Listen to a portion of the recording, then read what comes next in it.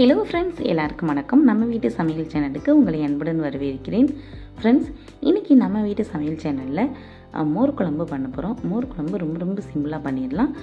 ரொம்ப சூப்பராக இருக்கும். ஓகே ஃப்ரெண்ட்ஸ், வாங்க வீடியோக்குள்ளே போய் எப்படி பண்ணலான்னு சொல்லி பார்க்கலாம். இப்போ ஒரு மிக்ஸி ஜாரில் 1/4 கப்பு அளவுக்கு தேங்காய் துருவிட்டு எடுத்துக்கலாம். 2 பச்சை மிளகாய் எடுத்துக்கலாம். ஒரு சின்ன துண்டு இஞ்சி சேர்த்துக்கிறேன். ஒரு 4-5 சின்ன வெங்காயத்தை தோல் நீக்கிட்டு சேர்த்துக்கலாம். 1 ஸ்பூன் சீரகம் சேர்த்துக்கலாம். எல்லாத்தையும் சேர்த்துட்டு இதை அரைச்சிக்கலாம். இப்போ இது அப்படியே இருக்கட்டும். இப்போ மோர் குழம்பு செய்கிறதுக்கு வெண்டைக்காய் எடுத்துகிட்டு நல்லா அலசிட்டு அதை நல்லா ஒரு துணி வச்சு துடைச்சிக்கலாம். துடைச்சிட்டு அதுக்கப்புறம் இந்த மாதிரி சின்னதாக கட் பண்ணி வச்சுக்கலாம். இப்போ ஒரு மண் சட்டி வச்சுக்கிறேன். அதில் 1 ஸ்பூன் எண்ணெய் சேர்த்துக்கிறேன்.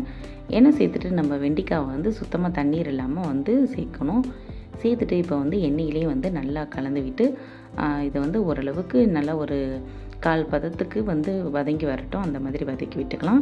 1/4 டீஸ்பூன் உப்பு சேர்த்துக்கலாம், சால்ட்டு சேர்த்துட்டு இப்போ பாருங்கள், வெண்டைக்காய் ஓரளவுக்கு நல்லா வதங்கினதுக்கப்புறம் இப்போ இதை தனியாக எடுத்துடலாம்.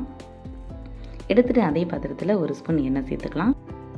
எண்ணெய் நல்லா காஞ்சதுக்கப்புறம் 1 டீஸ்பூன் சீரகம், 1/2 டீஸ்பூன் வெந்தயம், 2 பட்டை மிளகாவை கிள்ளிட்டு சேர்த்துக்கலாம். ஒரு 10 சின்ன வெங்காயம் சேர்த்துக்கலாம். 2 கொத்து கறிவேப்பிலையும் சேர்த்துக்கலாம். எல்லாம் சேர்த்துட்டு இப்போ வெங்காயமெல்லாம் நல்லா வதங்குற அளவுக்கு வதக்கிக்கலாம். இப்போ நம்ம அரைச்சி வச்சுருக்க தேங்காயை இதில் சேர்த்துக்கலாம். சேர்த்துட்டு கொஞ்சமாக மஞ்சள் தூள் சேர்த்துட்டு இதை நல்லா கலந்து விட்டுக்கலாம். இது ஒரு 2 நிமிஷம் அப்படியே மூடி இருக்கட்டும். இப்போ நம்ம மோர் எடுத்து நல்லா இந்த கட்டிகள்லாம் இல்லாமல் நல்லா இந்த மாதிரி விஸ்க் வச்சு நல்லா கடைஞ்சி விட்டுக்கலாம்.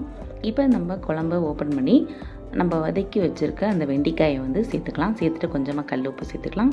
இது அப்படியே மூடி இருக்கட்டும். இன்னும் ஒரு 2 நிமிஷத்துக்கு கழித்து இப்போ நம்ம இது 2 நிமிஷம் அப்படியே இது நல்லா வேகட்டும். ஏன்னா இது ஆஃப் பண்ணிவிட்டு தான் கடைசியாக அந்த மோர் சேர்க்க போகிறோம். மோர் சேர்த்து கொதிக்க விடக்கூடாது. கொதிக்க விட்டோம்னா திரிஞ்சு போயிடும். ஒரு 2 நிமிஷம் நல்லா அது நல்லா கொதித்து இந்த வெண்டைக்காய் ஓரளவுக்கு நல்லா வதங்கினதுக்கப்புறம் இதை ஆஃப் பண்ணிவிட்டு அதுக்கப்புறம் மோருக்கு சேர்த்துட்டு உடனே ஆஃப் பண்ணிடணும். அவ்வளோதான் ஃப்ரெண்ட்ஸ், ரொம்ப சூப்பரான மோர் குழம்பு ரெடி ஆயிடுச்சு. இதே மாதிரி செஞ்சு பாருங்கள், ரொம்ப நல்லாயிருக்கும். தேங்க்யூ.